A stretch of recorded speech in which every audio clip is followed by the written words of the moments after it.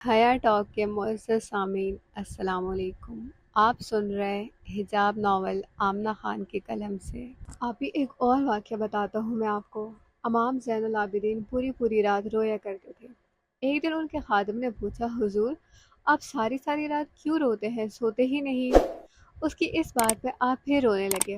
آپ نے عرض کی، یعقوب علیہ السلام کا یوسف گم ہوا تھا، وہ بھی مل گیا۔ یعقوب علیہ السلام ایک بیٹے کی جدائی میں 40 سال روتے رہے، اتنا کہ آنکھوں کی بینائی چلی گئی۔ میں نے ان آنکھوں سے سارے گھر کو ذبح ہوتے دیکھا، تو کیسے نیند آ جائے مجھے، کیسے سو جاؤں میں؟ ڈاکٹر صاحب میری بیٹی ٹھیک تو ہو جائے گی نا؟ ابراہیم صاحب نے ڈاکٹر کو غور سے رپورٹس دیکھتے ہوئے پریشانی سے پوچھا۔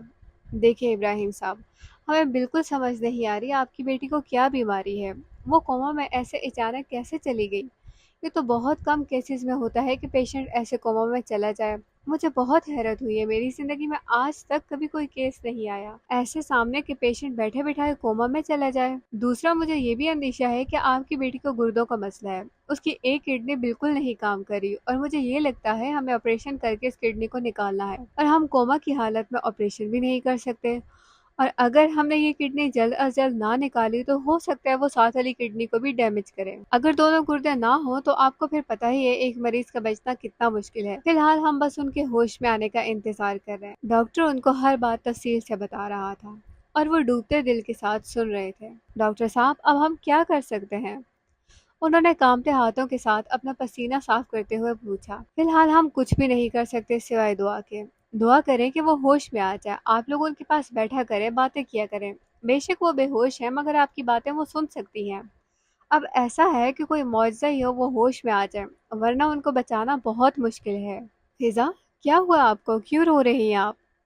نتاشا نے اس کو روتا دیکھ کے پوچھا۔ جی میں؟ وہ ایک دم چونکی اور سامنے دیکھا، اس کے سامنے اس کی کلاس کی ایک لڑکی کھڑی تھی۔ اس کو تو اندازہ ہی نہیں ہوا وہ کلاس میں بیٹھی ہے اور کب اس کی آنکھوں سے آنسو نکلے۔ کیا ہوا ہے فضا آپ کو؟ نتاشا کی اس بات پہ سامنے بیٹھی ماہنور نے اس کو دیکھا اور فوراً اس کے پاس آئی۔ کچھ نہیں یار، وہ جو کب سے ضبط کیے بیٹھی تھی منہ پہ ہاتھ رکھ کے اونچا اونچا رونے لگی۔ اس کو رونے پہ ساری کلاس اس کی طرف متوجہ ہوئی۔ کچھ ہی وقت میں سب کرسیوں سے اٹھ کے اس کے سامنے کھڑے ہو گئے۔ یار بتاؤ تو صحیح ہوا کیا ہے؟ وہ زرمینہ، اسے روتے ہوئے بس اتنا ہی کہا، اس سے آگے کچھ بولا ہی نہیں گیا۔ زرمینہ کے نام پہ سب نے ایک دوسرے کو دیکھا اور پھر اس لڑکی کو جو اونچا اونچا سسکیاں لے لے کے رو رہی تھی۔ کیا ہوا زرمینہ کو فضا؟ سامنے کھڑے مدثر نے اس کے رونے پہ حیرت سے پوچھا۔ مدثر ہی نہیں، وہاں ہر کوئی حیران کھڑا تھا، ہر کوئی ایک دوسرے کو دیکھ رہا تھا۔ زرمینہ ایبٹ آباد ہاسپٹل میں ہے، کوما کی حالت میں۔ اس نے روتے روتے ٹکڑوں میں بات کی جو ہر بندہ سمجھ گیا تھا۔ ہر کوئی وہاں ایک سکتے کی حالت میں کھڑا تھا۔ مطلب؟ اس وقت بعد مانور نے ایک بار پھر اس سے پوچھا، جیسے اس کو حیرت ہوئی ہو، جیسے اس نے کچھ غلط سنا ہو۔ یار ایسے کیسے ہو سکتا ہے، ایک دم اچانک کوئی کوما میں کیسے جا سکتا ہے؟ سب اس کی طرف دیکھ کے حیرت سے پوچھ رہے تھے، بات کر رہے تھے۔ ہاں میں ٹھیک کہہ رہی ہوں، میری آج صبح ہی کچھ وقت پہلے اس کے بھائی سے بات ہوئی ہے، انہوں نے بتایا ہے مجھے۔ اس کے ساتھ ساتھ آج ہر کوئی پریشان تھا، جیسے سب کے دل کو چوٹ لگی ہو۔ کلاس فیلو جتنا بھی برا کیوں نہ ہو، جب بھی اس پہ برا وقت آتا ہے سارے اس کے دکھ میں برابر کے شریک ہو جاتے ہیں۔ پھر وہ تو تھی ہی زرمینہ گل، جو ہر ایک کے دل میں گھر کیے ہوئے تھی، ہر ایک کی مدد کرتی تھی، ہر ایک کے کام آتی تھی۔ کلاس کی ہر لڑکی اس سے اپنے راز شیئر کرتی تھی اور وہ ان کو اپنے دل کے ایک کونے میں محفوظ کر دیتی، دفن کر دیتی۔ فضا کے پوچھنے پہ بھی وہ اس کو نہیں بتاتی تھی۔ یہ خبر سب کے لیے بہت بری تھی۔ آج وہاں موجود ہر کوئی افسردہ تھا اور ان سب میں ایک ہانیہ تھی جس کو لاکھ اس سے اختلاف صحیح مگر اس کو سن کے وہ برداشت نہ کر سکی اور دل میں اس کی بہتری کے لیے دعا کرنے لگی۔ فضا آپ مت روئیں، آپ دیکھنے وہ ٹھیک ہو جائے گی بالکل۔ ہانیہ نے اس کے پاس آتے ہوئے اس کے کندھے پہ ہاتھ رکھتے ہوئے کہا، انشاءاللہ وہ ٹھیک ہو جائے گی اور ہم سب اس کو دیکھنے بھی چلیں گے۔ مدثر نے اس کے سامنے کھڑے ہوتے ہوئے کہا اور ہانیہ نے برا سا منہ بنا کے اس کو دیکھا۔ اس کو شدید چڑ تھی اس کا اپنی بات میں بولنا۔ آپ بھی، میں یہ نہیں کہتا کہ ہمارے مذہب میں ماتم جائز ہے، ایسا بالکل بھی نہیں، اور وہ بھی شہیدوں کا۔ میں بس یہ کہتا ہوں اگر کوئی امام حسین کے غم میں آنسو بہائے تو وہ کافر بھی نہیں ہوتا۔ بے شک ماتم کرنا اسلام میں جائز نہیں، لیکن ماتم سے مراد اونچا اونچا رونا، یہ نہیں کہ ہم پتھر بن جائیں۔ اس دنیا میں امام حسین سے زیادہ مظالم کس پہ نہیں ڈھائے گئے۔ بے شک وجی ماتم کرنا جائز نہیں۔ تمہاری اس بات سے مجھے ایک واقعہ یاد آیا۔ حضرت جعفر تیار حضور اکرم صلی اللہ علیہ وسلم کے سگے چچا زاد بھائی میدان جنگ میں شہید ہوئے۔ ان کی 4 زوجہ محترمہ بیوہ ہوئی، چھوٹے چھوٹے بچے یتیم ہوئے۔ وہ اونچا اونچا رونے لگی۔ آقا صلی اللہ علیہ وسلم ان کی اس حرکت سے اس قدر غضبناک ہوئے اور کہا ان کے منہ پہ خاک پھینک دو۔ حالانکہ حضرت جعفر طیار علیہ السلام اہل بیت میں سے تھے اور اس قدر ظلم سے شہید ہوئے تھے، مگر پھر بھی آقا صلی اللہ علیہ وسلم نے ان کی بیویوں کو زور زور سے چیخ کے رونے کی اجازت نہیں دی۔ یہاں سے ہمیں پتہ چلتا ہے رونا تو جائز ہے، مگر سر سے دوپٹے اتار کے چیخ چیخ کے سینہ پیٹ کے رونا اسلام میں حرام قرار دیا ہے۔ بے شک آپ بالکل ٹھیک کہتی ہے۔ میں تو یہ کہتا ہوں کوئی سنی ہے تو اس کو سنی چھوڑ دو، کوئی شیعہ ہے تو اس کو شیعہ رہنے دو۔ اس دنیا میں تو 73 فرقے ہیں اور جنت میں صرف ایک فرقہ جائے گا۔ اب ہمیں کیا پتا کون سا فرقہ جنت میں جائے گا؟ ویسے بھی ان فرقوں نے زمین پہ ہی ختم ہو جانا ہے۔ کسی کا فرقہ ختم کرنا ہماری ذمہ داری نہیں ہے، یہ جس کا کام ہے ہمیں انہی پہ چھوڑنا چاہیے۔ بس آپ بھی دعا کریں حضرت عیسیٰ علیہ السلام اور امام مہدی کا نزول ہو جائے اور اس دنیا میں یہ فتنے ختم ہو جائیں۔ بے شک وجہ ایک حدیث مبارکہ میں ہے، صحیح مسلم میں حضرت ابو ہریرہ رضی اللہ تعالیٰ عنہ سے بیان کرتے ہیں کہ حضرت عیسیٰ علیہ السلام نزول فرمائیں گے، عدل اور انصاف سے فیصلے کریں گے۔ اس وقت ایک سجدہ کرنا دنیا اور معافیہ سے بہتر ہوگا۔ پھر حضرت ابو ہریرہ نے حضرت عیسیٰ علیہ السلام کے نزول کی تائید میں یہ آیت پڑھی، اہل کتاب میں سے ہر شخص حضرت عیسیٰ کی وفات سے پہلے ان کی تصدیق کرے گا۔ اور ایک جگہ حضرت جابر بن عبداللہ بیان کرتے ہیں کہ حضور پاک صلی اللہ علیہ وسلم نے فرمایا، میری امت کا ایک گروہ ہمیشہ حق کے لیے لڑتا رہے گا اور قیامت تک حق پہ قائم رہے گا اور ثابت رہے گا، یہاں تک کہ حضرت عیسیٰ علیہ السلام تشریف لائیں گے۔ مسلمانوں کا امیر حضرت عیسیٰ سے کہے گا، آئیے نماز پڑھائیے۔ حضرت عیسیٰ علیہ السلام فرمائیں گے، نہیں، تو میں تم میں سے بعض کی امامت کروں گا۔ حضور پاک صلی اللہ علیہ وسلم نے فرمایا، حضرت عیسیٰ علیہ السلام کا یہ قول اس امت کی فضیلت ظاہر کرنے کے لیے ہوگا۔ بے شک آپ بالکل ایسا ہی ہے۔ مجھے بہت دکھ ہوتا ہے، ہم اس نبی کی امت ہیں جس نے کفار کو بھی کبھی بد دعا نہیں دی، اور ہم سب مسلمان ہو کے ایک دوسرے کو سلام بھی نہیں کرتے، ایک دوسرے پہ کافر ہونے کا فتویٰ لگا دیتے ہیں۔ مجھے نہیں سمجھ آتی، اگر ہم سب کافر ہی ہیں تو جنت میں کون ہوگا؟ جب ہر انسان اپنے اعمال کا خود ذمہ دار ہے تو ہم ہوتے کون ہے؟ کیا آقا کو یہ سب دیکھ کے خوشی ہوتی ہوگی؟ ہم سمجھتے ہیں اہل بیت سے محبت کرنا شیعہ کا کام ہے، ہم اپنی انا کو ایک طرف کیوں نہیں رکھ لیتے؟ کیا حضور کی اولاد ہماری کچھ نہیں لگتی؟ کیا ان سے بغض رکھ کے ہم اپنے ایمان کی تکمیل کر سکتے ہیں؟ فضا، آپ نے زرمینہ کی جلد صحتیابی کے لیے جو قرآن خوانی رکھوائی تھی وہ کس وقت ہے؟ ماہنور، میں تو سوچ رہی تھی کسی فری لیسن میں پڑھیں گے، مگر سارے ٹیچرز بھی اس میں شامل ہونا چاہتے ہیں جو ہمیں پڑھا رہے ہیں۔ یہ تو بہت اچھا ہو گیا، ٹیچرز کی دعاؤں سے تو وہ جلد صحتیاب ہو جائے گی۔ انشاءاللہ بالکل ایسا ہی ہوگا۔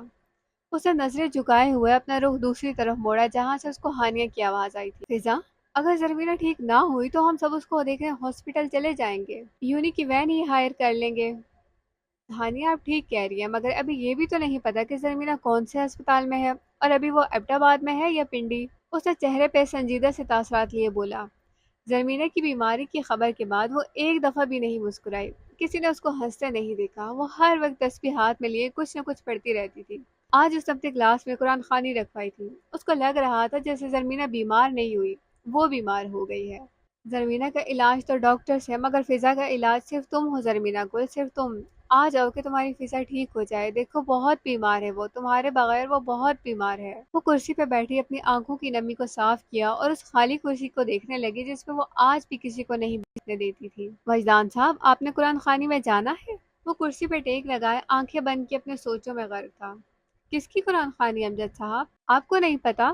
ہماری ایک اسٹوڈنٹ بہت سیریس کنڈیشن میں ہے، ہسپتال میں ایڈمٹ ہے، اور سنا ہے کافی دنوں سے اس کو ہوش نہیں آیا۔ اس کے سامنے کرسی پہ بیٹھے افسردہ سے بول رہے تھے، نہیں، مجھے تو کچھ نہیں پتا۔ اس نے حیران ہونے والے انداز میں اپنے کولیگ کو دیکھا۔ وہ کیسے کیا ہو گیا ہے؟ ایک وقت تھا جب اس کو ہر اسٹوڈنٹ کا پتا ہوتا تھا، ان کی لائف میں کیا چل رہا ہے اس کو وہ بھی پتا ہوتا تھا جو ان کی پرسنل لائف میں ہوتا تھا۔ اسٹوڈنٹ اس کو اپنی لائف کی ایک ایک بات بتاتے تھے، اسے مشورہ لیتے تھے، مگر اب تو اس کو اپنا بھی نہیں پتا وہ کون ہے اور کہاں ہے۔ کس وقت ہے قرآن خوانی امجد صاحب؟ اس کا دل کچھ عجیب سا بے چین ہونے لگا، جیسے وہ اڑ کے وہاں پہنچنا چاہتا ہو جدھر قرآن خوانی ہو رہی ہے۔ مسجد میں سب موجود ہیں، چلے ہم بھی چلتے ہیں، وقت تو ہو ہی گیا ہے۔ انہوں نے اپنی گھڑی کو دیکھتے ہوئے کہا اور اٹھنے لگے۔ جی جی چلیں، پھر چلتے ہیں۔ اس نے اپنا موبائل لیا اور کمپیوٹر کی طرف رخ کیا۔ کمپیوٹر پہ کالی اسکرین آتے ہی وہ جلدی جلدی اٹھا اور باہر نکلنے لگا۔ یا اللہ، یہ میرے دل کو کیا ہو رہا ہے؟ راستے میں اس اپنے دل پہ ہاتھ رکھتے ہوئے ہلکا سا آسمان کو دیکھا۔ وجدان صاحب، میرا تو بہت دل خفا ہوتا ہے جب اتنے اچھے اسٹوڈنٹ ایسے بیمار ہو جائیں۔ چلتے چلتے امجد صاحب نے اس کی طرف دیکھا اور افسوس سے کہا، مسجد ڈپارٹمنٹ سے تھوڑا سا دور تھی، تو ان دونوں کو جانے میں وقت لگا۔ بالکل ماجد صاحب، ہر اسٹوڈنٹ اپنے استاد کے بہت قریب ہوتا ہے، ان کے ساتھ ایک دل کا اور روح کا رشتہ جڑ جاتا ہے۔ ٹھیک کہتے ہیں آپ وجدان، اور پھر ایسے تابعدار شاگرد ہوں تو دل پھر کچھ زیادہ ہی خفا ہوتا ہے۔ بیچاری بہت بیمار ہے، مانسیرا والوں نے ایبٹ ریفر کیا، مگر وہاں بھی اس کو ہوش نہیں آیا۔ انہوں نے مسجد کے سامنے کھڑے ہوتے ہوئے افسوس سے کہا، آپ نے بتایا نہیں کون ہے وہ لڑکی جو بیمار ہے؟ مسجد کی پہلی سیڑھی پر قدم رکھتے ہوئے اس نے ان کی طرف دیکھتے ہوئے پوچھا۔ فورتھ سیمسٹر کی ہے وہ، جو ہر وقت برقعے میں ہوتی ہے اور اوپر چادر بھی کرتی ہے۔ وہ جو تھوڑا سا اور اوپر چڑھ رہا تھا وہیں رکا۔ اس کے دل میں ایک عجیب سی چبھن لگی۔ اس چبھن نے اس کا سارا وجود اندر سے نچوڑ دیا۔ اس کے چہرے کا رنگ ایک دم زرد ہوا، جیسے کسی کو بھی سخت یرقان ہوا۔ وہ پیچھے مڑا، اس کو لگا جیسے اس کی ٹانگوں نے اس کا ساتھ چھوڑ دیا، وہ کچھ ہی لمحوں میں زمین پہ گر جائے گا۔ نام کیا ہے اس لڑکی کا؟ اسے کامتے ہونٹوں سے ہتلاتے ہوئے اس کا نام پوچھا۔ وجدان، ٹھیک تو ہے نا آپ؟ یہ آپ کی رنگت کو کیا ہو گیا اچانک؟ انہوں نے اس کے رنگ کو بہت غور سے دیکھا۔ اس کے کامتے ہونٹ صاف صاف دکھائی دے رہے تھے۔ اس کی آنکھوں کا بدلتا رنگ بالکل عیاں تھا۔ کیا نام ہے اس کا؟ اسے بے جان سے جسم کے ساتھ آنکھیں بند کی اور ایک بار پھر پوچھا۔ زرمینا سواتی۔ انہوں نے اس کی آنکھوں میں دیکھتے ہوئے حیرت سے اس کا نام لیا۔ اس کا نام اس کی سماعتوں سے ٹکرایا۔ وہ ہوش کی دنیا سے بے ہوشی کی وادیوں میں جانے لگا۔ وہ کھڑے کھڑے اس سیڑھی سے پھسلا جہاں وہ کھڑا تھا۔ اس کو لگا جیسے اس کی کائنات آج ختم ہو گئی ہو۔ بس اس کی اتنی ہی سانسیں خدا نے لکھی تھی، اس کو بس اتنا ہی جینا تھا۔ ایک عاشق کے لیے اس کی معشوق کی موت کی خبر دراصل اس کی اپنی موت کا پروانہ ہوتا ہے جو اس کو تحفے میں ملتا ہے۔ زرمینا گل، پتہ ہے تمہارے بابا جان وجدان کے لیے تمہارے رشتے پہ مان گئے ہیں۔ اس کے سامنے بیٹھی اس کے بالکل پاس اس کے بالوں میں انگلیاں پھیرتے ہوئے اس کو بتا رہی تھی، اس کے سامنے مسکرا رہی تھی جو بالکل بے جان سی لیٹی تھی۔ زرمینا گل، تمہارے بابا جان نے مجھے خود کہا ہے ہم زرمینا کی شادی اس کی پسند سے کریں گے، جدھر اس کی مرضی ہوگی وہیں پہ کریں گے۔ وہ خوشی خوشی اس کو بتائے جا رہی جیسے کوئی کسی بچے کو بلا رہا ہو، اس کو لالچ دے رہا ہو۔ وہ بھی ایسے ہی کر رہی تھی، اپنی بیٹی کو لالچ دے رہی تھی، اس کی آنکھیں کھلوانے کی لالچ۔ زری، پتہ ہے میں نے بابا جان کو کہا وہ تو سواتی نہیں ہے، وہ تو سید ہے۔ پھر پتہ ہے زری انہوں نے کیا کہا؟ کہنے لگے تو کیا ہوا، وہ سید ہے، وہ میری بیٹی کی پسند ہے، مجھے اس کی پسند سے آگے کوئی نہیں، نہ خاندان، نہ ذات پات، نہ حسب نسب، نہ ہی میرا سواتی۔ پتہ ہے زری اتنا خوش ہوئی ہوں میں، شکر ہے نا، دیکھو ہمارے خاندان میں کسی کی تو سوچ بدلی۔ تمہیں یاد ہے زری تمہاری پھپھو کی بیٹی نے تبھی زہر کھائی تھی نا کہ وہ قوم سے باہر شادی کرنا چاہتی تھی، اور ہمارا خاندان مان نہیں رہا تھا۔ میں تمہیں صوفیہ نہیں بننے دوں گی زرمینا، میری بیٹی محبت کے نام پہ نہیں مرے گی۔ تم ٹھیک ہو جاؤ زری، تم ٹھیک ہو جاؤ تاکہ تم اپنے خاندان کی تاریخ بدلو، برسوں پرانی روایات بدلو، تم وہ کرو جو آج تک ہونا ناممکن تھا۔ دیکھو زری، تمہارے بابا جان تمہارا ساتھ دیں گے، بس اس کے لیے تمہیں ایک کام کرنا ہے، تمہیں اٹھنا ہے، اپنی آنکھیں کھولنی ہے بچے۔ اب کی بار ان کی مسکراہٹ بالکل ختم ہوئی، آنکھوں سے آنسو چھلک چھلک کے گرنے لگے۔ وہ کبھی اس کے بالوں میں ہاتھ پھیرتی، کبھی اس کے سر کے دوپٹہ ٹھیک کرتی، پھر تھوڑا آگے ہوتی، اس کے ماتھے پہ پیار دیتی، اس کا ہاتھ اٹھاتی، اس ہاتھ کو اپنے لبوں کے ساتھ لگاتی، پھر اس کو اپنے رخسار کے ساتھ لگاتی، روتے روتے ہنس دیتی، اپنی بیٹی کو جھوٹی آسیں اور امیدیں دیتی۔ وجدان، ٹھیک تو ہے آپ؟ وجدان، ہوش کرو یار، کیا ہو گیا ہے؟ ماجد صاحب اپنے بازو پہ اس بے جان مگر زندہ جسم کو سہارا دیے کھڑے تھے۔ کیا ہو گیا وجدان سر کو؟ پاس سے گزرتے کچھ اسٹوڈنٹ نے اس کو دیکھا تو بھاگتے بھاگتے مسجد کی سیڑھیوں پہ آیا، اس کو مضبوطی سے پکڑا اور وہیں سیڑھیوں پہ بٹھایا۔ وہ زندہ تو تھا مگر اپنے ہوش میں نہیں تھا، اس کی سانسیں تو چل رہی تھی مگر سانس نہیں آ رہی تھی۔ پانی لاؤ جلدی۔ ماجد صاحب نے ان میں سے ایک لڑکے کو پانی کے لیے بھیجا جو بھاگتا بھاگتا مسجد میں گیا اور پانی کا گلاس لے واپس آیا۔ سر، مجھے لگتا ہے ہمیں سر کو ایمرجنسی لے کے جانا چاہیے۔ یار مجھے بھی یہی لگتا ہے، سر کو ہوا کیا ہے ماجد سر؟ کچھ پتہ نہیں ہے، ہم مسجد جا رہے تھے، اچانک سے گرے اور بے ہوش ہو گئے۔ انہوں نے اس کے منہ پہ پانی چھلکاتے ہوئے کہا۔ وہ آنکھیں بند کیے سیڑھیوں پہ بے ہوش لیٹا تھا، اس کا سراپا اس کے سامنے آیا، وہی لڑکی حجاب کیے ہوئے، چہرے پہ نقاب لیا، آنکھوں میں ایک امید لیے اس کو دیکھ رہی تھی جیسے اس کو بلا رہی ہو۔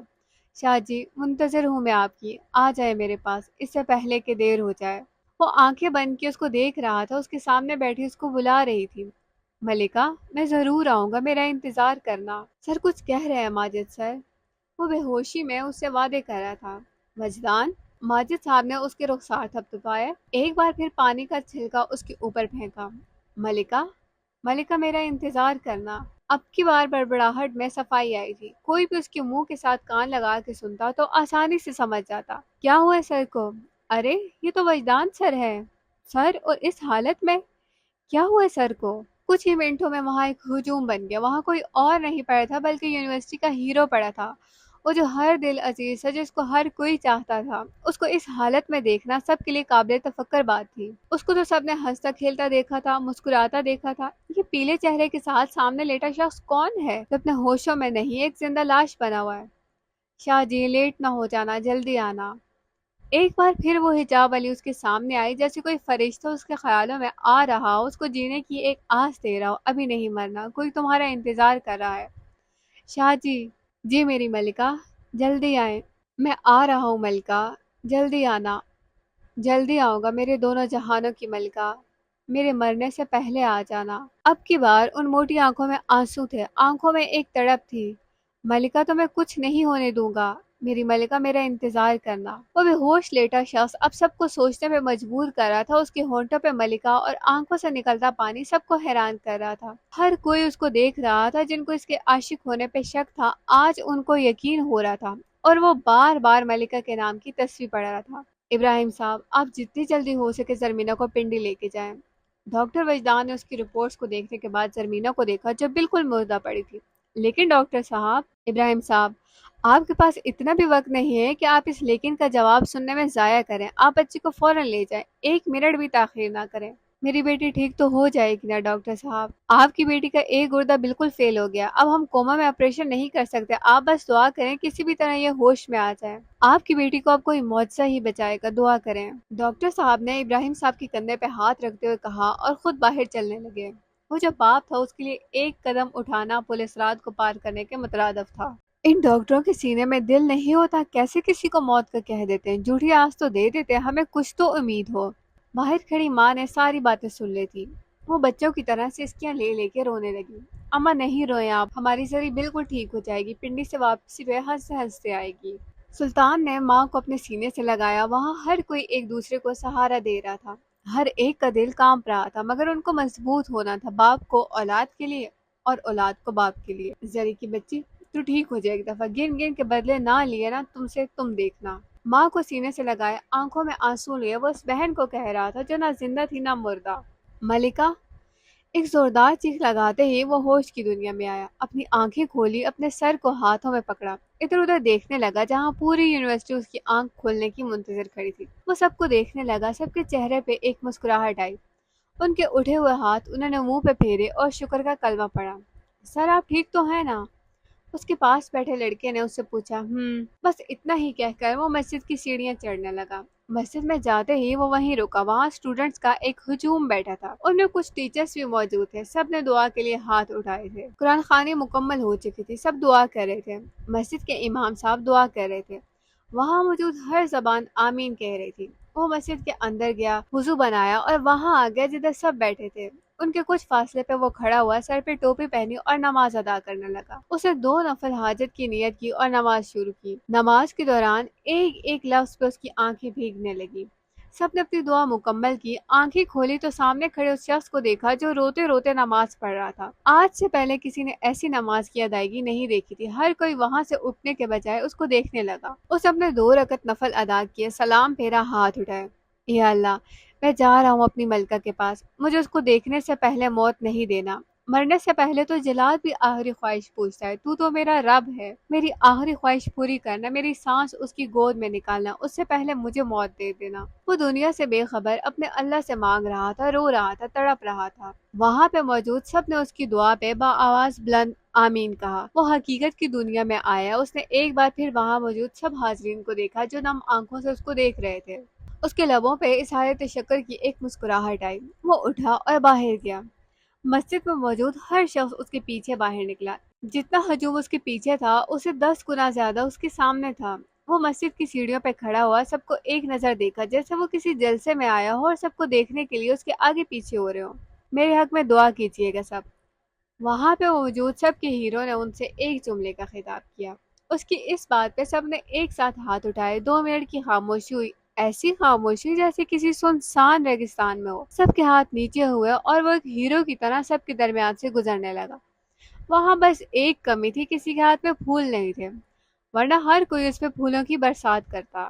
وہ اپنی محبوبہ کے لیے جا رہا تھا، ایک محاذ پہ جا رہا تھا جس میں دو ہی صورتیں ہونی تھی، ایک جیت اور دوسری ہار۔ کوئی اپنے ہیرو کو ہارتا ہوا نہیں دیکھنا چاہتا، ہر کوئی اس کی جیت کی دعا کر رہا تھا۔ جو لڑکی اس پہ جان دیتی تھی، اس کے سپنے دیکھتی تھی، اس کے ساتھ کسی اور لڑکی کو کھڑا ہوا بھی برداشت نہیں کرتی تھی، آج وہ بھی اس کی محبت کی کامیابی کے لیے دعا کر رہی تھی۔ آنکھوں میں آنسو لیے ہاتھ اٹھائے وہ بھی اللہ سے اس کی منزل تک رسائی مانگ رہی تھی۔ یا اللہ، وجدان کو خالی ہاتھ نہیں لوٹانا، یا اللہ وجدان کو وہ عطا کرنا جس کی خاطر وہ آج نکلا ہے۔ اللہ جی، آپ سر کو ان کی محبت دیں گے نا تو میں سمجھوں گی مجھے میری محبت مل گئی۔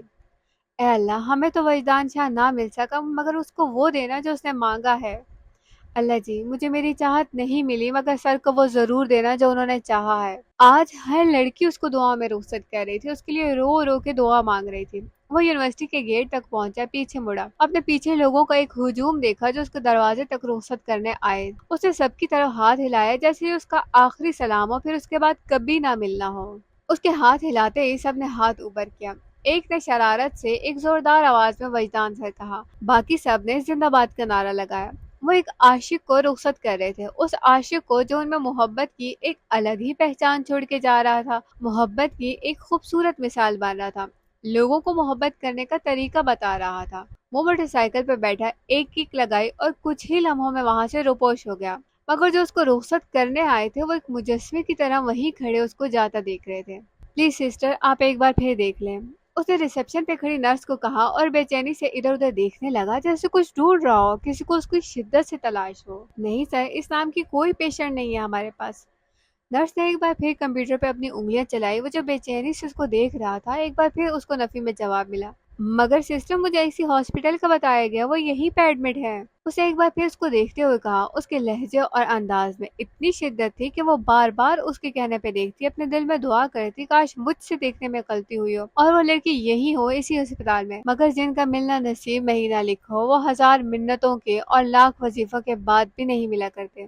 کیا ہوا حاجرہ؟ کچھ نہیں، ایک پیشنٹ کو پوچھ رہے ہیں مگر ان کا ریکارڈ ہماری لسٹ میں نہیں مل رہا، میں نے جوائن بھی ابھی کی ہے ڈیوٹی تو مجھے کوئی آئیڈیا بھی نہیں ہے۔ اس نے اپنی ساتھ والی نرس کو تفصیلاً بتایا جو ہاتھ میں کچھ فائلز لیے ابھی ابھی وہاں پہنچی تھی۔ کیا نام ہے پیشنٹ کا؟ حاجرہ نے ایک نظر اس لڑکے کو دیکھا جو ایک جنونیت سے ادھر ادھر دیکھ رہا تھا، اس کو دیکھنے کے بعد اس نے پھر کمپیوٹر میں نظریں جما لی اور کچھ ٹائپ کرنے لگی۔ زرمینہ خان سواتی نام بتا رہے ہیں؟ زرمینہ سواتی؟ اس لڑکی کی طرف دیکھتے ہوئے حیرت سے پوچھا۔ جی جی، آپ جانتی ہیں ان کو، وہ یہی ہے نا؟ اسے نرس کے چہرے کے تاثرات دیکھتے ہوئے جلدی جلدی پوچھا۔ اس کو ایک امید ملی، وہ ایک بار پھر اس کو اپنی نظروں سے تلاش کرنے لگا، جیسے وہ ادھر ادھر دیکھے گا وہ اس کو اپنے سامنے کھڑی ملے گی۔ ایبٹ آباد کی کمپلیکس کے گیسٹ ہال کا ایک ایک کونا اس نے دیکھا، ہر کھلتے دروازے پہ وہ پلٹ کے پیچھے دیکھتا، پھر دل گرفتہ سا ہو کے اس نرس کو دیکھنے لگ جاتا جو پچھلے آدھے گھنٹے سے اس کو برداشت کر رہی تھی۔ سوری سر، آپ لیٹ ہو گئے، وہ آدھا گھنٹہ پہلے ہی یہاں سے نکلے ہیں۔ نرس نے اس کی طرف دیکھتے ہوئے معذرت خواہ سے انداز میں کہا۔ نکل گئے ہیں؟ سفید ہوتے ہونٹوں کے ساتھ وہ ایک قدم پیچھے ہوا، نظریں جھکاتے ہوئے پھر سے ایک بار بولا۔ سامنے کھڑی نرسوں نے ایک دوسرے کی طرف دیکھا جیسے آنکھوں ہی آنکھوں میں ایک دوسرے کو وہ بتا رہی ہوں جو ان کے دل میں چل رہا ہے۔ جی سر، وہ راولپنڈی کے لیے نکلے ہیں۔ نرس نے اپنے دھیمے لہجے میں اس کی طرف دیکھتے ہوئے کہا۔ ویسے بھی عاشقوں سے جتنا ہو سکے نرم بولا جائے، وہ اپنے اندر درد لیے پھرتے ہیں۔ وہ بہت بیمار ہے؟ اسے وہیں کھڑے کھڑے نظریں جھکائے ہوئے پوچھا، جیسے اس کے ٹھیک ہونے کی خبر سننا چاہتا ہو، پنڈی تک جانے کا اپنا سفر آسان کرنا چاہتا ہو۔ سر اتنا تو مجھے نہیں پتا، ڈاکٹر جدون کے ساتھ میری ڈیوٹی تھی تو تب مجھے علم ہے کہ وہ پنڈی کے لیے نکل چکے ہیں۔ وہ ایک لڑکی تھی، سامنے کھڑے عاشق کو پہچان سکتی تھی، اس کو دیکھ کے کوئی بھی اندازہ لگا سکتا تھا وہ کون ہے، کیوں اس لڑکی کا پوچھ رہا ہے۔ اس کے چہرے کا رنگ، اس کے ہونٹوں کی سفیدی، آنکھوں کی ویرانی، بات کا انداز، ہر ایک کو اس کی پہچان کروا رہا تھا۔ اس لڑکی کو اندازہ تھا وہ جو سچ کہے گی سامنے کھڑا لڑکا اس سچ کو برداشت نہیں کر سکے گا، یہیں مر جائے گا۔ کون سے ہسپتال؟ اسے جھکی نظروں سے کامتے ہونٹوں کے ساتھ بس اتنا ہی پوچھا۔ سر ان کو ڈاکٹر جدون نے CMH ریفر کیا ہے، نرس نے اس کی طرف دیکھتے ہوئے کہا اور سامنے کھڑے اس لڑکے کو بہت غور سے دیکھنے لگی۔ وہ اس کی آنکھوں کو دیکھنا چاہتی تھی کہ وہ نظریں اٹھائے اور وہ اس کی آنکھیں دیکھ لے، اس کی آنکھوں میں اس کی محبوبہ کا عکس دیکھ لے۔ اسے جھکی نظروں کے ساتھ اپنا رخ دروازے کی طرف موڑا اور بھاگتا ہوا وہاں سے باہر نکلا۔ کیسا عجیب بندہ ہے، شکریہ بھی نہیں کہہ کے گیا، ایک نے اس کو جاتے دیکھ کے کہا اور دوسری اس کو جاتا دیکھتی رہی، جیسے اب وہ اس کے سوا کچھ اور دیکھ نہیں پائے گی۔ اماں، ابراہیم کا فون آیا تھا، کہہ رہا تھا پنڈی کے لیے نکل گئے ہیں، راستے میں کہہ رہا تھا اماں کو بولنا دعا کریں۔ फिरोज साहब ने परेशानी की आलम में माँ के पास बैठते हुए उनको बताया, मैं तो हर वक्त दुआ करती हूँ अपनी जरमीना गुल के लिए, दिन रात अपनी बच्ची के लिए दुआ मांगती हूँ, अपने रब के सामने फरियाद करती हूँ, न जाने वो कब सुन ले हमारी। अम्मा ने रोते रोते अपनी आंखों से चश्मा उतारा और कांपते हाथों के साथ आंसू साफ करने लगी। जरमीना गुल ने अपने से जुड़े सारे रिश्तों को ज़ईफ कर दिया, बीमार कर दिया। फिजा से लेके अम्मा तक हर कोई एक बीमारी में मुब्तला हुआ था। अम्मा अगर जरमीना को होश ना आया तो खुदा न खास्ता अगर। फिरोज साहब की बेगम ने बगौर उनको देखते हुए बात की और फिर खुद ही चुप होगी। बहू, अगर तुम्हारे मुंह से कुछ अच्छा नहीं निकल सकता तो बुरा भी ना निकालो। अम्मा ये तो है ही कोई बेवकूफ औरत, उम्र हो गई इसकी मगर इसको नहीं पता कब कहाँ कौन सी बात करनी है। फिरोज साहब ने उसको देखते हुए कहा, जो अपनी ही बात पे शर्मिंदा हुआ बैठी थी, नहीं नहीं अम्मा, मेरा वो मतलब हरगिज नहीं था। बहू, तुम्हारा जो भी मतलब था अपने पास रखो। अगर चंद दिन मुझे यहाँ गुजारने देती हो तो अपना मुंह बंद ही रखना। फिर मेरी बच्ची के लिए आइंदा अपने मुंह से ऐसे अल्फाज नहीं निकालना, नहीं तो तुम मुझे जानते नहीं हो अभी अच्छे से। अम्मा ने खुश्क आंखों से उसको इस अंदाज से कहा कि उसकी रूह भी कांप उठी। आज पहली बार उन्होंने अम्मा का ऐसा रवैया और अंदाज देखा था। आज से पहले उन्होंने इस कदर सख्त अल्फाज कभी इस्तेमाल नहीं किए थे। अम्मा मुझे माफ कर दें। वो जल्दी जल्दी उठी और अम्मा के पांव पकड़े जो उन्होंने फौरन पीछे किए। जाओ यहाँ से तुम। फिरोज साहब ने उनकी तरफ देखते हुए गुस्से से कहा, मैंने ऐसा भी तो कुछ गलत नहीं कहा जो आप। उन्होंने शौहर की तरफ देखते हुए माथे पे बल डाले और बोली, मैंने कहा जाओ यहाँ से। फिरोज साहब ने अब की बार इस अंदाज से कहा कि वो उठी और जल्दी जल्दी वहां से बाहर गई। वो दोनों माँ बेटा जानते थे उन्होंने कोई गलत बात नहीं की, मगर उन दोनों के लिए उसकी मौत का मंजर ही ऐसा था कि वो सुन के भी बर्दाश्त नहीं कर सकते थे। मर जाओ तुम जरी, अभी से ही मर जाऊं मैं? अभी तो मेरी मंगनी भी नहीं हुई, होनी भी नहीं है आपकी मंगनी। क्यों नहीं होगी मेरी मंगनी? मेरे लिए तो शहजादा आएगा, शहजादा। हाँ हाँ बिल्कुल आएगा शहजादा, आ ही ना जाए कोई शहजादा। देखना तुम।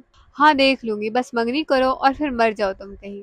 मैं कोई नहीं मरती अभी, मुझे पता है मेरी मौत पे सबसे ज्यादा तुम ही रोगी, और मैं मर के भी तुम्हें रोता हुआ नहीं देख सकती। मैं आपकी इन मोटी मोटी आंखों में मोटे मोटे आंसू कैसे देखूंगी? अब ज्यादा ओवर एक्टिंग करने की कोई जरूरत नहीं है। ये ओवर एक्टिंग है जिसपे आपकी आंखें नम हो गई हैं। दफा हो जाओ तुम जरी, मर जाओ। अल्लाह जी देख लें, ऐसे भी दोस्त होते हैं इस जहां में जो बात बात पे कहते हैं मर जाओ और फिर खुद ही रोते भी हैं। वो अपने कमरे में अंधेरा किया न जाने कब से लेटी थी, न जाने कब से उसको सोच रही थी, उसके कहे हुए एक एक लफ्ज पे तकिए पे मुंह रखे सिसकियां ले रही थी। जरी तुम कभी नहीं मरना, अल्लाह जी मेरी जरी को कुछ नहीं करना। वो उठी, दोनों हाथों को उठाया, रोते रोते ऊंचा बोलने लगी जैसे उसकी आवाज उस तक जा रही हो, वो उसको सुन रही हो। जरी ठीक हो जाओ ना आप। उसने अपने दोनों हाथ अपने मुंह पे रखे। अब की बार रोने में शिद्दत आई, सिसकियां ज्यादा हुई, वो गहरे गहरे सांस लेने लगी। अल्लाह जी हम दोनों को कभी अलग नहीं करना, हमारी लैला मजनू की जोड़ी को कभी नहीं तोड़ना। जरी तुम इतना तो सोच लेती, फिजा भी है जो तुम्हारे बगैर नहीं रह सकती, जो तुम्हारे बगैर मर जाएगी। अल्लाह जी मुझसे कुछ भी ले ले, मुझसे हर चीज ले ले, मगर मेरी जरमीना गुल को मुझसे नहीं लेना। अल्लाह जी मेरी जरमीना गुल को मेरे हिस्से की सांसें दे दे, वो ठीक हो जाए, मेरी जरी बिल्कुल ठीक हो जाए।